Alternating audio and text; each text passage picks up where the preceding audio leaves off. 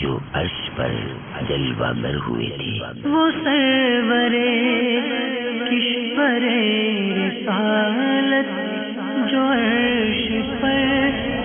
جلوہ گر ہوئے تھے، عرب کے مہمان نئے نرالے طرب کے سامان عرب کے مہمان کے لیے تھے۔ شب اسرا، شب معراج، آپ علیہ الصلوۃ والسلام کے لیے جاگتی آنکھوں سے دیدار الہی عز و جل کی رات،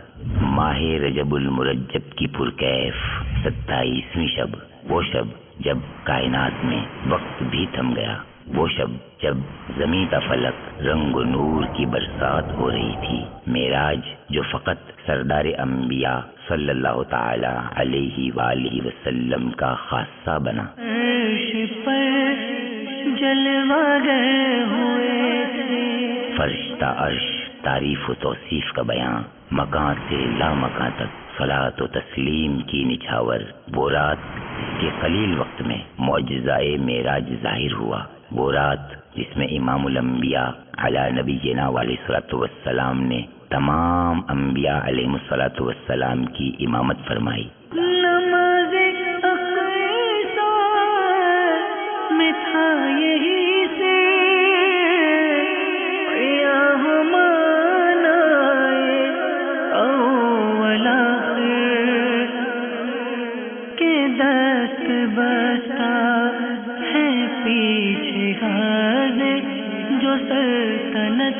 آگے کر گئے تھے۔